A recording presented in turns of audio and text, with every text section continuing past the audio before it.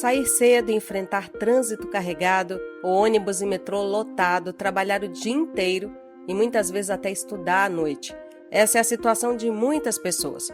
Quando chega o fim de semana, precisa continuar nesta rotina. É o caso de quem cumpre a escala 6x1, 6 dias de trabalho e apenas 1 de folga.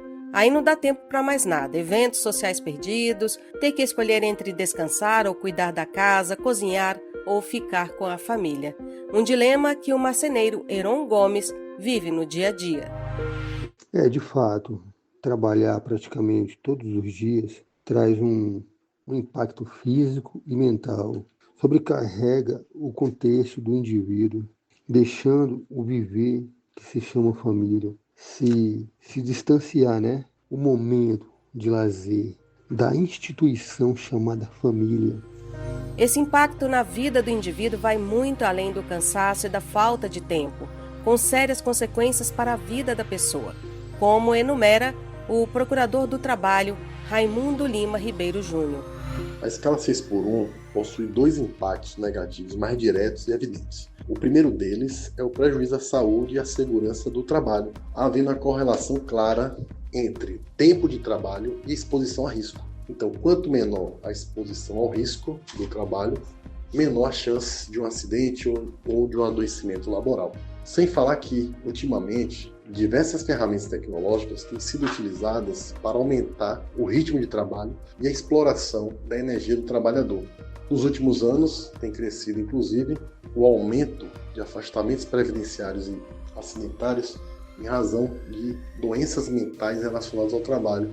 Além desse aspecto negativo, o outro é relacionado ao direito que é prejudicado ao repouso, ao lazer, ao convívio familiar e social que os trabalhadores têm reduzido substancialmente em razão dessa escala 6x1.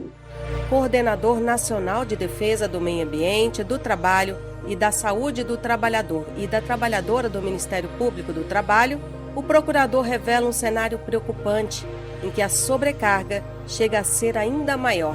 E veja-se que no Brasil há diversos casos já flagrados no cotidiano das relações de trabalho de empresas que violam até mesmo essa escala 6x1, com escala, por exemplo, 8x1, 9x1, não sendo raro verificar essa situação no dia a dia das investigações do Ministério Público do Trabalho. As empresas e os empregadores, no final das contas, acabam saindo no prejuízo também. Como ressalta o advogado Ricardo Calcini, professor de Direito do Trabalho do INSPER, Instituição de Ensino Superior de São Paulo. Hoje, a escala 6x1 acarreta alto índice de absenteísmo, haja vista a incidência de falta de trabalhadores que precisam resolver questões pessoais em horário de trabalho, crescentes afastamentos por decorrência da saúde mental e principalmente da síndrome de burnout, baixa produtividade, reduzida qualidade de vida, diminuição da sobrejornada, maior rotatividade da mão de obra e a baixa valorização salarial. E já são várias as pesquisas e levantamentos que confirmam os impactos negativos da escala 6x1 no Brasil. Dados de 2024, por exemplo, mostram um recorde de 472 mil afastamentos do INSS por transtornos mentais, um aumento de 68% em relação a 2023, muitos ligados ao excesso de trabalho. Por outro lado, pesquisas apontam vantagens da redução dessa jornada tanto para o trabalhador como para as empresas. Estudo da Fundação Getúlio Vargas, em 2024, envolvendo 19 empresas, revelou que essa diminuição aumentou em 72% a receita delas e em 44% o cumprimento dos prazos pelos empregados. O advogado Ricardo Calcini vê com bons olhos a proposta. Caso o Brasil venha a adotar uma jornada menor, por certo, o país seguirá uma tendência mundial com foco no crescimento econômico, criação de novos empregos, busca de melhor performance e maior equilíbrio entre as vidas pessoal e profissional, reduzindo assim os adoecimentos e aumentando os índices de satisfação nos empregos. Como acrescenta o procurador do Trabalho, Raimundo Lima Ribeiro Júnior, o alcance desse tipo de medida vai muito mais além, com avanços econômicos para toda a sociedade, como sustentam diversos outros estudos. Por exemplo, o trabalhador teria um poder aquisitivo maior, ou no mínimo seria mantido, com mais tempo livre para consumir, para viajar, para fazer turismo, etc., o que geraria um efeito positivo na economia de um modo geral. Além disso, esses mesmos estudos apontam que a produtividade no trabalho também aumentaria com essa redução da jornada.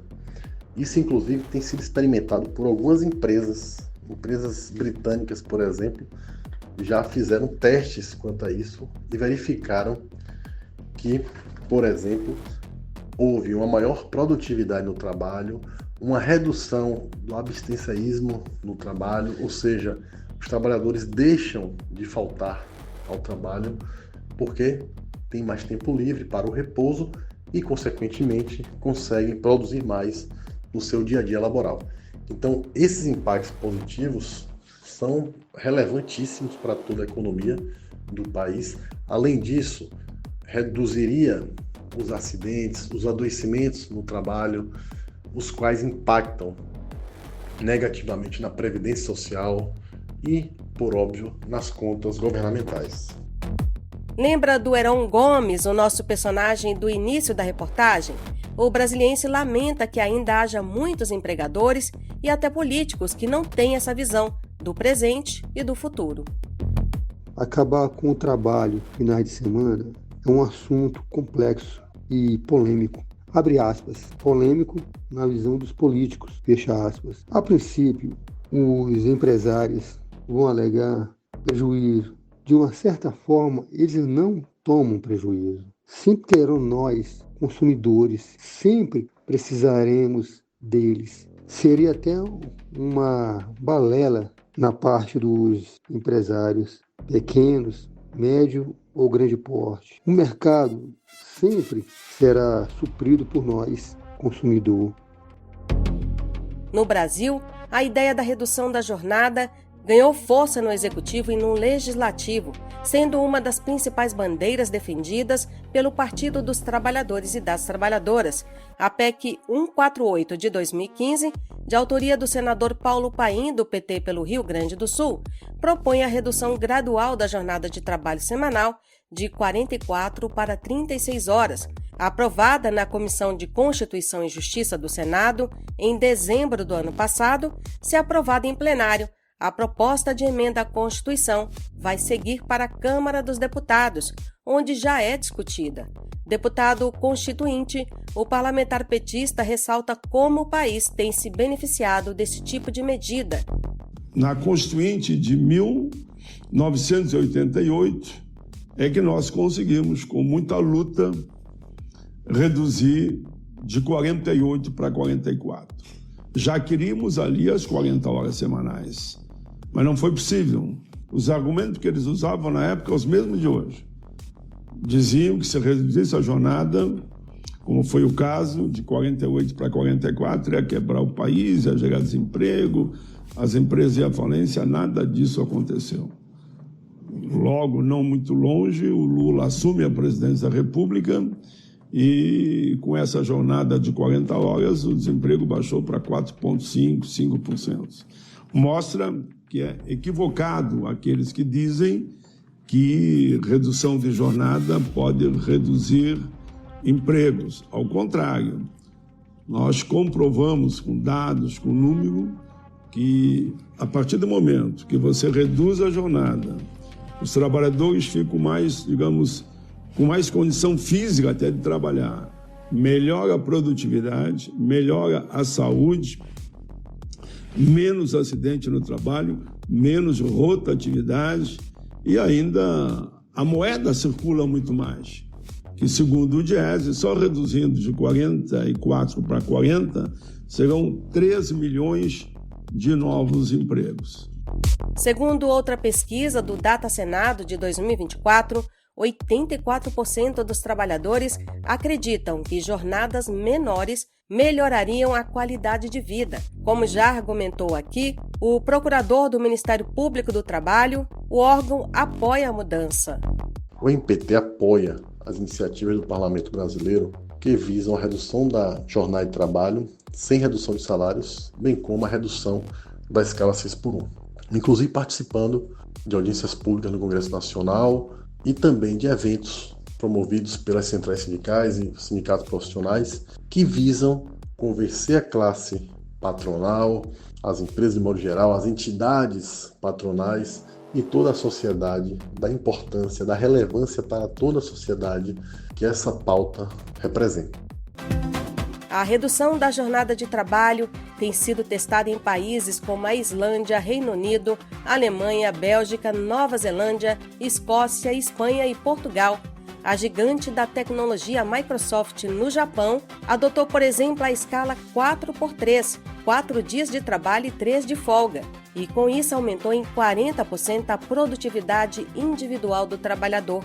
Caso a redução da jornada avance no Brasil, o país poderá viver a maior mudança na legislação trabalhista desde a reforma de 2017. Locução e roteiro, Denise Coelho. Sonoplastia, Lude 1. Edição, Fábio Moraes. Produção, Rádio PT, a rádio que toca democracia.